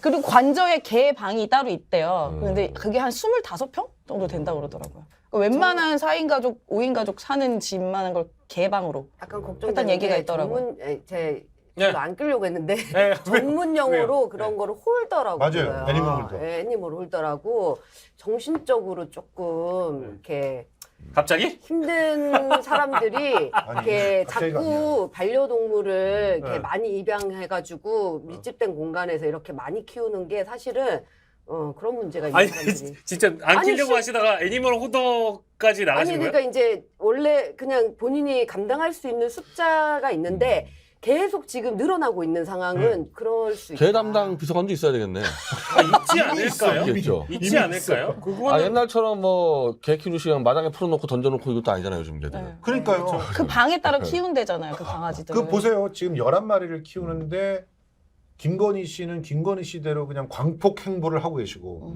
대통령은 대통령대로 술 먹느라고 정신이 없으면 그러면 강아지들은 어떻게 합니까? 누군가 돌봐줘. 강아지는 잘 돌보고 있을 건데. 그러니까 누군가가 돌볼 사람이 있을 네, 수밖에 네, 없는 네, 거고 네. 돌볼 사람이 없다면 결국은 그건 학대라는 거죠. 그러니까 이제 오현주 단골님 얘기는 이제 정신적으로 좀 불안할 수 있다. 아니요, 이렇게 불안하니까 정신적인 그런 거구나. 문제가 있는 사람들이 주로 그 얘기가 그 얘기 아니에요? 네, 그 얘기가 그 얘기잖아요. 네.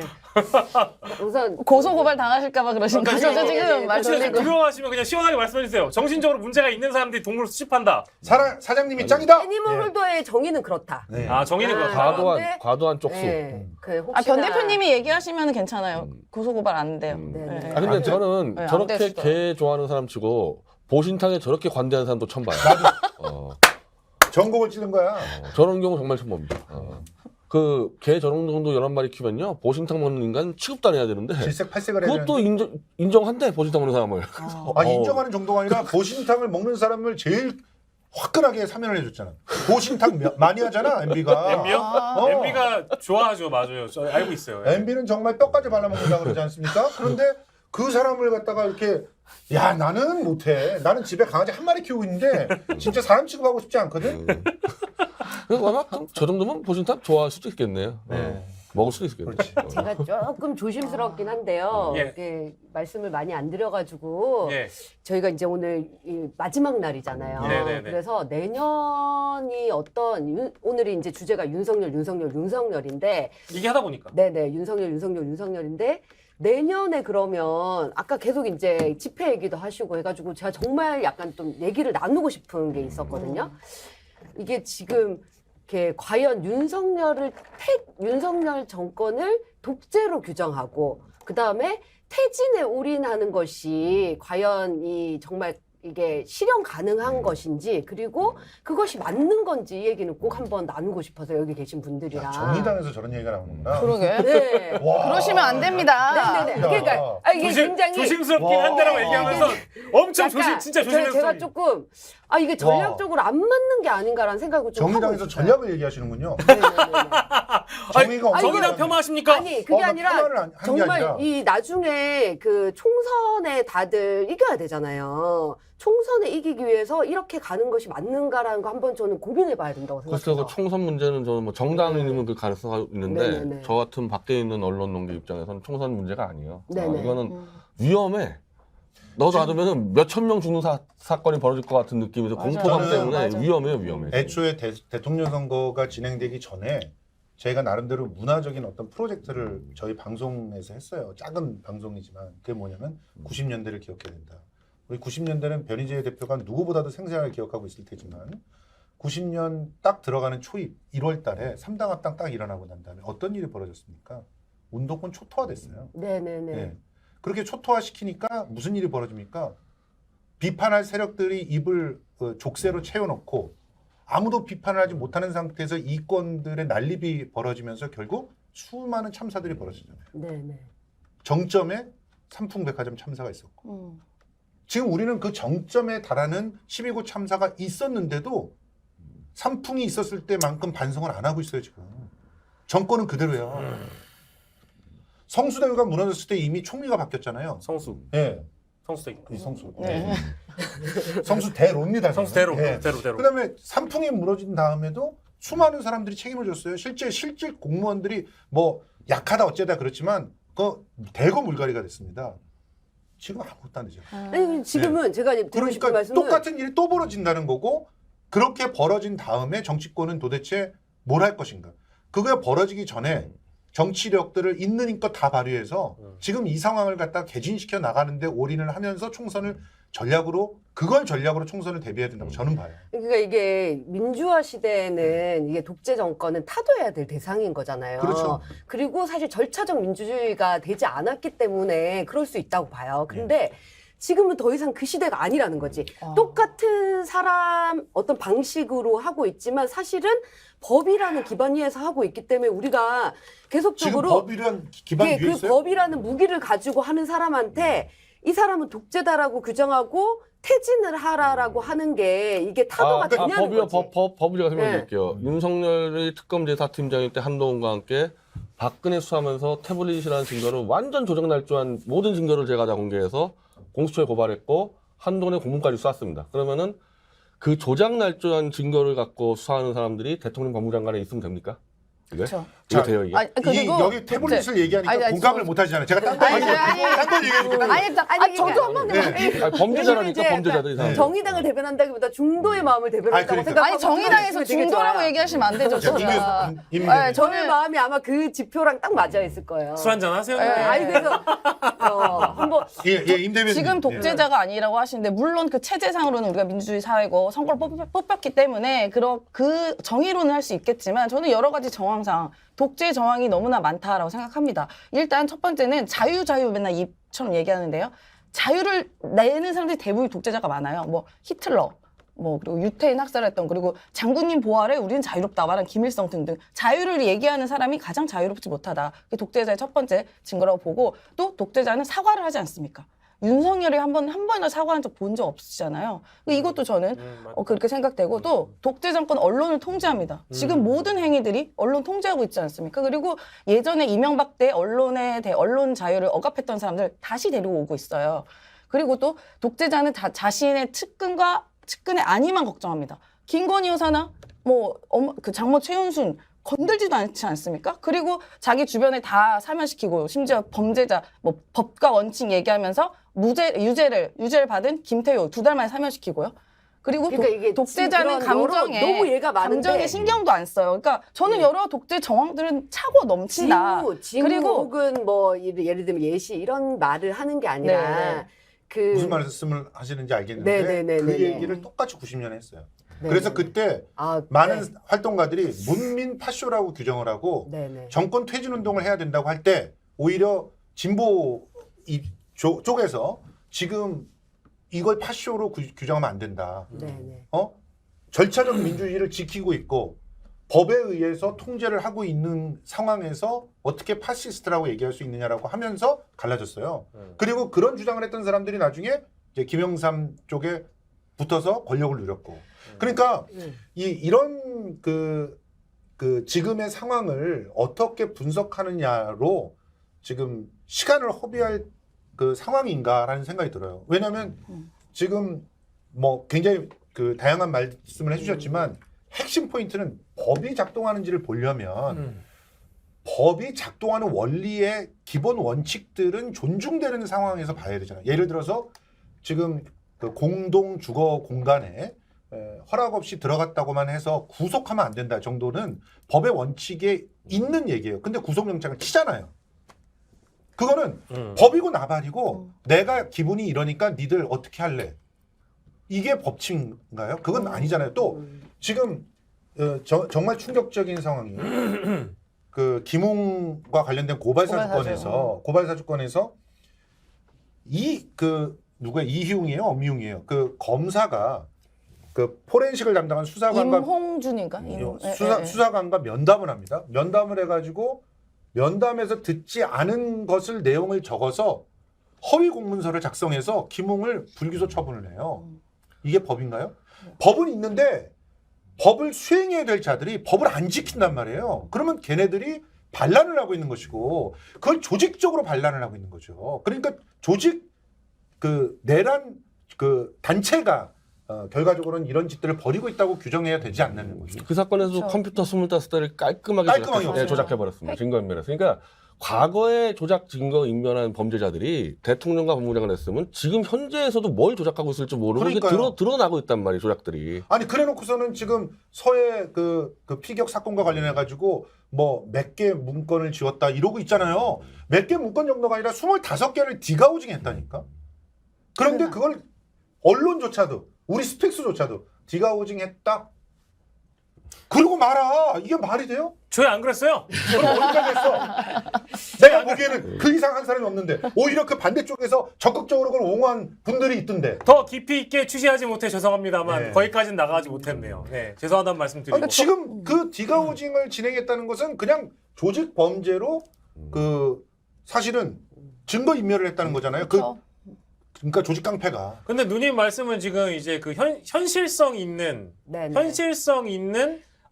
뭐랄까 이 현 정권이나 현 정부에 대한 실정을 지적하고 바꾸려고 하는 노력에 있어서의 어떤 탄핵 집회라는 것이 얼마나 현실성이 있냐라는 질문하는 거 아니었어요? 아니요. 그러니까 탄핵 집회를 할 수도 있는데 저는 제가 우려하는 것은 지금 이 국회 다수당이 민주당이잖아요. 그렇죠. 그리고 정의당과 합치면 굉장히 다수를 구성하고 있는데 그러니까 제도를 통해서 뭔가를 할 수 있는 사람들이 계속적으로 뭔가 이 탄핵이나 혹은 퇴진 이런 방식의 것들로 가는 방식이 저는 바람직하지 않다라고 보는 거고 민주당 의원들이니까 탄핵 집회 네. 나가는 게 그 안 사람들은 맞다고? 그렇게 본다는 거지. 그리고 제가 가장 우려하는 건 그런 거예요. 어느 정말 그 권력을 끌어내리든 바꾸는 데 있어서도 이 사람들의 대중들의 마음보다 더 앞서 나가서 뭔가 이 정치인들이나 혹은 사회 활동가들이 너무 앞서 나갔을 때는 저는 그 투쟁은 성공하지 못한다고 보는 아니 근데 사람인데 그 특검은 사실은 그러면은 왜 특검은 한 60~70%가 특검을 찬성하는데 왜 특검이 안 왜 됩니까? 특검 안 해요? 왜 왜? 특검 안 해요? 법조인가 특검 다 발의를 안 드러난 게 하세요? 전 5개인데 제가 아무 말이 한 건 아니고요. 정의당이 특검 반대하잖아요. 반대를 하시잖아요. 김건희 조작 특검 왜 조가료 특검을 그러니까. 반대하며 태블릿 조작 특검을 왜 반대합니까? 아, 이상민 탄핵안도 사실은 반대하셨잖아요. 그러니까 서울시 아니, 그리고 그때 퇴진- 당선되지 그랬어요. 그리고 퇴진 집회가 앞서 나가는 게 아니라 지금의 여론의 흐름입니다. 왜냐하면은 지금 다시 투표하면 윤석열 뽑겠냐 할 때 안 뽑는다는 게 60%가 돼요. 그게 다 국민의 윤석열을 안 마음이고. 뽑는다는 것과 윤석열이 지금 대통령으로서 자격이 없으니까 물러나야 된다라는 건 전혀 와, 다른 그게 한 얘기거든요. 과반 이상 여론 나왔어요. 그러니까 예. 이게 그것을 동일하게 생각하는 순간 저는 이게 제가 두려운 것은 정말 그런 의미로서 국민들이 일부 지지층들이 등을 돌리면 총선에서 지금 윤석열 지지율을 계속 회복하고 있는데 제가 보기엔 또 47, 48에서 왔다 갔다 할 거거든요. 그럼 결과적으로 이렇게 중간에 있는 사람들의 마음을 누가 잡느냐의 싸움인 건데 지금 윤석열은 자기 잃은 지지를 다 회복해 나가고 있어. 그런데 오히려 반대해서 뭔가 도모해야 될 사람들은 중간 지지층을 계속 떨어져 나가게끔 하는 방식으로 하고 있기 때문에 제가 보기에는 이거는 필패의 싸움으로 이대로 가면 필패다. 나는 중간에- 중간님의 그 어떤 말씀에 강력하게 동의는 하지만 저는 그 거대 야당이라고 하는 민주당이나 이제 실제 현실 정치를 하고 있는 분들이 상황이나 현실에 이끌려가면 안 된다고 생각을 해요. 즉 이제 고 세부적인 예로는 이제 민주당의 의원들이 탄핵 집회에 나가서 혹은 촛불 시위를 한다든지 같이 목소리를 높이는 것이 얼마나 대중적으로 영향을 줄까 이거에 대한 고민으로 시작을 한 거잖아요. 전 오히려 더 해야 된다고 생각하는 사람이거든요.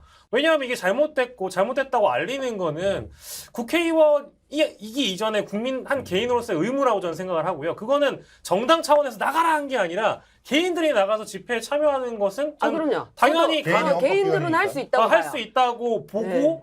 그것이 일반 대중의 감성과 거리가 동떨어진 행위다.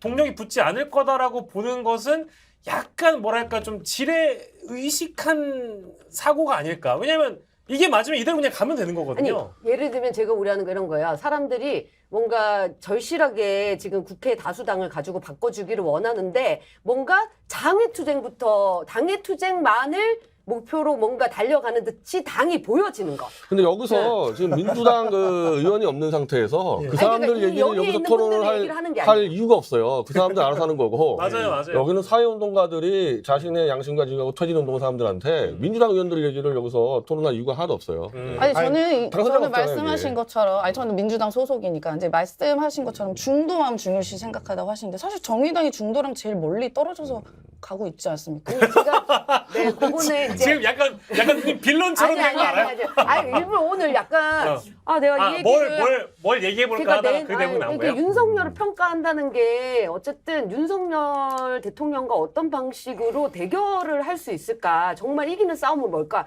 이거를 진지하게 고민해야 되는 거라고 생각하거든요. 그랬을 때 방법론으로 너무 극명하게 차이가 난다. 이거는 민주당 정의당끼리 얘기를 하세요. 네. 이거는 여기서 얘기할 게 아니라니까. 거기서 얘기를 하세요, 이거는. 그 여기서 그 오히려 문제 제기를 하셨던 내용은 민주당이 뭐 하냐라는 결론을 갖다 끌어내고 싶으신 것 같은데. 네. 아니 그런 네. 아니 실제로 민주당이잖아요. 그렇잖아요. 169석 갖고 뭐 하고 있어? 그건 이 제도적 힘을 갖다 이용해. 너희는 힘이 있어, 권력이 있는 자들이야라는 얘기를 하고 싶으신 것 같은데 제가 보기에는 지금 그 권력, 의회 권력이라고 하는 것이 권력으로 작동하지 못하게 하는 결정적인 몇 가지 이유들이 있다고 봐요. 예를 들어서 언론들이 정치는 말로 하는 건데 말을 해도 받질 않아요. 그리고 그 말을 하면 말꼬리를 잡고 그리고 그 말로써 오히려 민주당을 공격하는 무기로 삼아서 침묵의 소용돌이가 일어나게 만드는 그러기 위해서 마치 무슨 아침마다 편집회의를 같이 하는 것 같은 느낌? 그런 느낌으로 언론이 제가 96년부터 미디어 비평을 했는데 지금과 같은 언론은 처음이에요. 제가 79년생이라서 98학번인데요. 제가 98학년 이후로 그 지금 20몇 년 동안 봐온 것 중에 언론 환경이 진보에 이렇게 가장 호의적이었던 건 물론 지금 굉장히 탄압이 들어오는 걸 모르지 않습니다. 다만 정말 이렇게까지 된 거는 많은 사람들 노력 때문에 많이 나아졌다고 생각해요. 저는 이게 그냥 어떤 젊은 세대들의 생각인데 이거를 지금이 그래요? 독재 정권이고 우리는 탄압받고 있고 이러면 동의가 안 된다니까요. 이게. 그렇구나.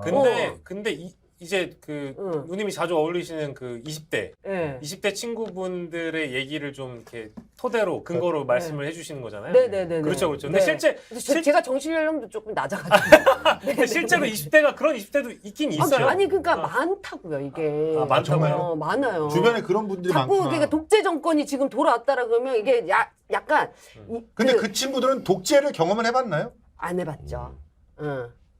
그러니까 심각성을 알려주는 근데 차원에서 그렇다고 해서 독재라고 한다고 해서 독재 정권처럼 느끼지 않는다고요. 아니 범죄 정권이에요. 범죄 지금 계속 범죄를 범죄를 그렇죠. 주고 있고 조작 정당하게 정권. 우리가 요구하는 거는 탄핵의 문제가 아니라 특검이나 좀 통과시켜달라. 그렇죠. 범죄 증거가 나왔는데 왜 특검을 막냐는 거예요. 음. 그거 들어가서 만약 특검으로 윤석열의 범죄가 털렸다. 그때 퇴진 안 시킬 겁니까? 범죄가 다 났는데. 그러니까 단계에서 정당 역할은 그런 거니까 장외 퇴진 집회 때문에 총선 때 불리하다. 이거는 꺼낼 얘기가 아니에요. 아니, 이거는 네. 정당인이 사회운동가들한테 꺼낼 얘기가 아니에요. 전혀. 그렇죠. 실제로 장외에서 투쟁을 하고 있을 때 그것을 헌법기관이 독자적으로 결정을 해가지고 선택을 하냐 마느냐는 그 사람의 정치적인 선택이고 그리고 여러 가지 다양한 방법론들을 각자가 나름대로 수행을 하는 과정이 민주주의의 어떤 중지를 모으는 그럼요. 그런 과정이라고 네, 보거든요. 네, 네. 그렇기 때문에 지금 현재의 그 벌어지고 있는 특히나 기성 언론들을 벌어지고 있는 논박 있지 않습니까? 제도권 안에서 제도를 갖다 활용해라라고 하는 그런 말은 그냥 꼰대들의 주문같이 들려져요. 왜냐하면 제도를 완전히 망가뜨렸기 때문에 제도가 작동을 하지 않고 있거든요. 실제로 지금 12구 참사가 벌어져서 국정조사 특위를 갖다가 만들어냈어요. 그래서 거기서 용해인 의원 같은 사람이 참 따박따박 자료를 가지고 정말 제한된 자료를 가지고 문제질을 하는데 그 국조 특위장 밖에서 정말 조직처럼 두 분의 의원이 쟤네들이 나를 갖다 도찰했다 이러면서 국조를 엎어버려요. 이게 법입니까? 이런 상황들이 벌어지면은 작동을 시킬 수가 없잖아요. 이래놓고선 하루가 그냥 가요. 정해져 있는 남은 날짜가 지금 4일입니까? 12일입니까? 밖에 안 남았어요. 청문회가 미뤄지고 있고 이런 상황인데 시간은 가는데 국민의힘에서는 절대로 그 기간을 갖다 연장시켜주지 않으려고 해요. 결과적으로 이 제도 안에서 뭘 얻어낼 수 있습니까? 이것 통해서 우리들이 얻는 거는 좌절, 또 그 패배. 그럴 때 20대들은 또 그러겠죠. 야, 그래, 실력이 없으니까 저것밖에 못해. 이게 진짜 실력일까? 저는 무능 프레임이라고 하는 것에 대해서 정말 요즘에 혐오감을 느끼고 있어요. 그렇게 무능하다고 생각하면 너희들이 들어가서 해봐. 해보시라고. 그런데 안 되잖아. 169석을 정의당한테 주면 할 수 있을까요, 과연? 왜 갑자기 또 정의당? 아니, 항상 정의당은 우리가 다수당이면은 할 수 있다고 얘기를 하시니까. 아니 뭐 근데 의견이 자유롭게 낼 수 있다고 저는 생각을 하고 뭐 네. 다만 아쉬운 거는 저희가 이제 얘기가 좀 공존하고 있으니까 다른 결의 얘기를 하면서 좀 정리를 해보자면 저는 사실 그 윤석열 정부에게 그러니까 일반적인 감성으로 얘기를 해볼게요. 무당층, 뭐 중도층이 바랐던 윤석열에게 바랐던 정치는 적어도 국회 경험이 없는 프레시한 정치인이니까 네. 기존에 있던 정치 문구과는 다르게 프레시함을 바랬던 것 같아요. 근데 그 프레시함이 너무 새로워.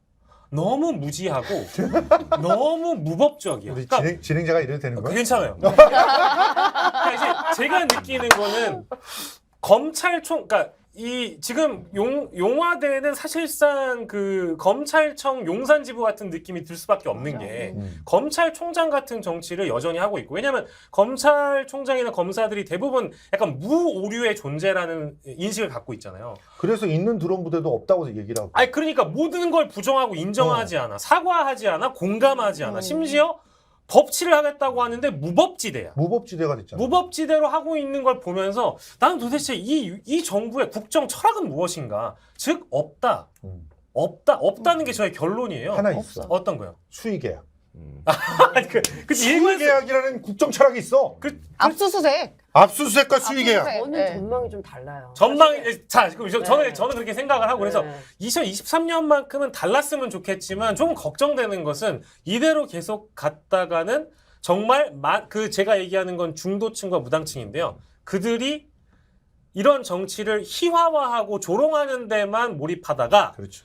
무관심과 냉소에 빠지면 우리 정치는 더 혼란스러워지고 위험에 빠진다고 저는 생각하거든요. 일본처럼 되는 거죠. 그러니까 이제 아예 이제 젊은 세대들은 두 손 두 발 다 드는 거예요. 그리고 이제 그걸 조장하는 게 전 사실상 언론이라고 보거든요. 예. 그거를 방치하면 안 된다라는 게 저의 생각입니다. 저 약간 생각이 좀 다른데요. 저는 지금 지지율 회복세를 우습게 보면 안 된다. 저는 굉장히 본인의 득표 지지율을 회복해 나가는 과정이라고 보고 내년이 되면 더욱더 그럴 가능성이 있다. 그리고 이명박 대통령 방식으로 할 수 있다. 지지율이 원래 초기에 20 몇 %에서 그 다음 해부터는 이제 40 몇 %로 넘어가거든요.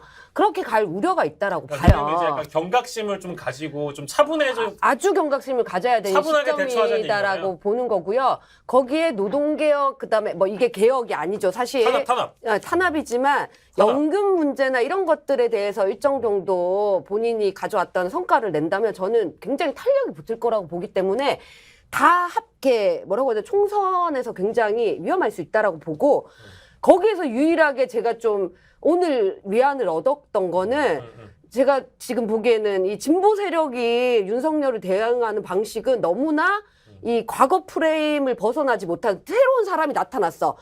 이 새로운 인물에게 과거 프레임으로 독재자 프레임을 씌워가지고 대응하니까 이게 안 된다고 보는 거예요. 근데 그나마 보수 내분이 있기 때문에 그것이 지금 희망 정도다. 이렇게 저는 너무 봐요. 정치 정략적으로 보수 내분이 아니고요. 네네. 정말 범죄자야 범죄자. 그걸 목숨 걸고 범죄를 파헤치는 사람들이 있어요. 그 범죄를 들여다봐야 될 거 아닙니까? 그걸 안 보고 어떻게 이겨볼까? 네. 뭐 하는 겁니까? 그러니까 이해할 수가 없어. 화나셨어. 범죄를 파헤치는데 범죄를 우리는 안 봐. 우리가 안 볼게. 그리고 네. 경제가 왜 그러냐고. 대통령과 법무장관이 범죄 저질렀는데 그걸 모른 체 하면서 선거 이겨보겠다? 난 도저히 이해가 안 되지. 나는 이 저 말은 발상이. 굉장히 중요한 얘기라고 생각하는데 보수 내분이 아니니까요 지금. 지금 문제는. 뉴스타파라는 매체 하나만 봐도 거기서 파헤친 범죄 혐의가 한 20개가 돼요. 윤석열 일당이, 윤석열, 한동훈, 김건희, 최은순 해가지고 20개가 넘어. 그거는 사실상 기자의 그 강제 수사권이 없는 기자의 데이터만으로 정보 공개 청구하고 뭐 하고 한 얻은 데이터만으로 분석해낸 게 그 정도예요. 그러면 제대로 수사가 들어가면 어떤 결과가 나올까? 솔직히 말하면 굉장히 기대가 되는 그런 상황인데도 불구하고 특검 하나를 통과를 못 시키고 있어요. 근데 왜 통과시키지 못하는지 들여다보면 실제로 뭐 역풍, 뭐 그다음에 뭐 제도 안에서 해야 되는데 특검을 하다 어떻게 될까? 특검에서 아무것도 못 얻게 되면 더 총선이 망해. 이런 식의 정무적인 어떤 주판을 튕기기. 이것 때문에 망하고 있는 거예요. 범죄가 있으면은 범죄에 대해서 따져 물으라고 국회의원을 만들어준 거예요. 지금 그 법과 원칙을 갖다가 훼손하고 있다면 그거를 갖다가 훼손하지 못할 법을 만들라고 국회의원 만들어줬잖아요. 그거 안 하고 근데 왜 주판을 튕기는 건지. 실제로 제가 만나야 될 범죄 사람들 자료를 만나야 드릴게요. 한번 정리해서 검토해. 제가 범죄를 드릴 테니까 5분이면은 어마어마한 범죄를 알 수 있을 겁니다. 꼭 주셔야 돼요. 네, 그거 드릴 테니까 범죄 자료. 실제로 이제 저는 그렇게 생각해요. 지금 이제 거리에서 사회 운동을 하시는 분들, 정당인들과 다르게 거리에서 사회 운동을 하고 이것이 잘못됐다라고 외치는 행위는 아까 이제 걱정하신 이제 노조 탄압 이런 언론 탄압 이런 것들이 이른바 젊은 세대들이나 중도층 무당층들이 딱 보기에도 그래도 윤석열은 일관성 있게 잘하네 해서 지지율이 올라가면 어떡할 거냐. 네. 여의도에 있는 이제 현실 정치인들이 이 상황을 너무 나이브하게 보고 있다는 게 이제 누님 말씀인데 네네네. 그것이 잘못됐다고 알려주는 게 이제 이런 분들의 역할이라고 그죠? 이제 그런 걸 알려주기 위해서 물론 이제 규정된 단어는 독재이자 뭐 범법자이자 이런 표현을 강력하게 쓰지만 그 내막에 들어가 보면 실제 거리에서는 윤석열은 이걸 잘못하고 있고 이걸 잘못하고 있는데 지금의 언론은 왜 이걸 지적하지 않습니까? 라고 얘기하는 거잖아요. 맞습니다. 그죠? 이제 그 운동을 하시는 거고 그래서 성수대로를 많이 구독해 주시면 그렇습니다. 혹시 뭐 또 뭐 플러스 알파로 누님 오늘 너무 빌런 같아서 우리 조회수가 잘 뽑힌 거다. 진짜 난 너무 좋은데. 아니, 네. 나는 좋지만 누나가 어떻게 빌런이 돼버렸어요. 쟤는 괜찮아요. 아니 근데 저는 그 누님의 말씀이 얘기한 타당하다고도 보는 게 무서울 정도로 지금 상황을 좀 냉철하게 볼 필요는 있는 것 같아요. 네. 왜냐하면 지지율이 생각보다 많이 올라가고 있고 그거를 레거시가 보도를 하는 순간 왜 윤석열이 뭐 지지율 올랐잖아. 아니, 그러니까 잘하고 이거를- 있잖아라고 한 사람들이 이런 게 이거를 있거든. 사람들이 이거를 이 사태로 바라볼 때 지지율이 오르는 거를 사람들이 정말 윤석열 정부가 얼마나 많은 범법 행위를 하고 있고 그다음에 이 내부적으로 얼마나 많은 사실들이 쌓이고 있는데 이것이 언론의 통로가 막혀가지고 잘 보도가 안 되기 때문에 몰라서 이렇게 되는 거다라고 하는 순간 안 된다니까. 망한다니까. 뭐가 망해요? 아니, 그러니까 뭐가 대선거에서 망해요? 아니 그러니까 선거에서 내년에 그런 어떤 사고 방식으로 계속적으로 이 지지율 상승 추세를 생각하는 순간 아무튼 그건 그것은 아직까지 이길 안 수가 사. 없는 싸움이다. 아니 그리고 지지율 상승 추세라고 그러는데 지금 그 뭐 40% 원래는 20%였다가 네. 가장 낮을 때 24%였다가 아, 나 조금씩 이제 인생 설명이 아니, 잠깐만. 머리띠 빼셨어. 자, 24에서 올라간 24에서 올라간 건데 지금 24에서 34하고 일부에 나오는 거에서 40%대가 회복한 건데요. 여기서 40을 볼 게 아닙니다. 콘크리트 비호감이 60이에요. 그걸 뚫어낼 수가 없습니다. 그리고 그게 회복될 수 있는 가능성이 전혀 없어요. 그렇다면 총선을 보면은 비호감 60으로 갖고 시작한답니다. 여기 갖고 시작하는 거고, 그리고 우리가 지금 퇴진 운동을 이렇게 하고 하는 문제는 저도 이제 시민단체에 이제 소속돼 있기도 하고 당에 소속돼 있기도 하지만 우리가 대중의 이런 의견과 그런 대중의 의견을 앞서서 나가는 게 아니에요. 대중도 그렇게 생각하고 있는 거라니까요. 근데 정의당은 오히려 윤석열 대차게 한번 비판해 본 적 있습니까? 어차피 뒤에서 그냥 얘도 나쁘고 얘도 나쁘다. 이거밖에 더 하셨어요? 오히려 노웅래 그 체포동의안에 난 찬성했어 이러고 언론이 받아주니까 야 언론환경 되게 농구에도 좋아졌다. 나와. 누님 또 농구에 야. 나와요? 농구에 나와요? 와 약간 뭐 언론환경이 다를 너무 수 있어요. 좋아졌어. 이렇게 아니 얘기를. 아니 다른. 다르죠. 야. 전혀 다르죠. 네. 두 분이서 무슨 얘기 하셨어요? 아니 아니, 지역구가 지역구가 네, 같냐? 그죠. 저기 농구의 옆에. 옆에죠. 네. 예, 옆에죠. 거기는 맞다. 아, 맛보시구나. 강승규가 거기에요, 누님? 네네네. 아, 농내 지역과 강승규가 이제 비워놓은 거기구나. 네 맞아요. 아, 누님은 지금 정청래 네, 쪽이고. 정청래 아, 맞아. 아 그러니까 민주당하고 그 각을 세울 수밖에 없네. 아니 뭐 이거 민주당의 문제가 아니라 윤석열 정권과의 네, 관계를 윤석열 관계 설정을 네. 타도로 잡아야 될 겁니다. 예. 저는 그리고 지난번 우리 전국 총집회 때 너무 추웠습니다. 영하 20도인데 전국에서 연인원 20만 명 이상의 국민들이 와서 퇴진을 외쳤어요. 저는 그런 분들의 진심을 그 추운 날 벌벌벌 떨면서 할 일 없습니까? 다 바쁘잖아요. 그렇게까지 와서 하는 퇴진의 그런 집회를 마치 너무 앞서간 거 독재자고 안 된다, 망한다라고 나이도 폄하하는 건 안 된다고 생각합니다. 집회 자체가 앞서가고 이런 문제가 아니에요.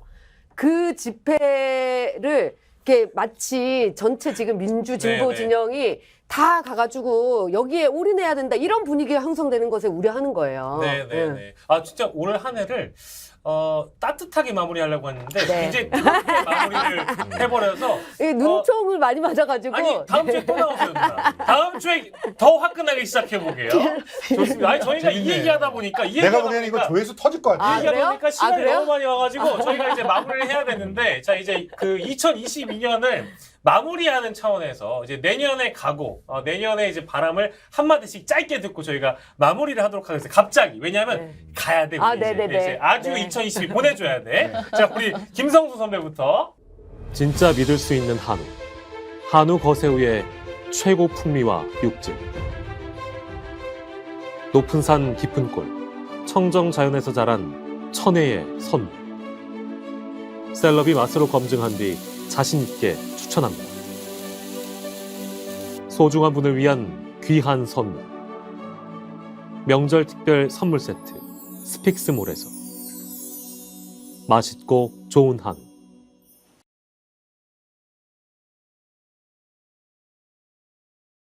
짧게. 짧게 예. 2023년에 가고.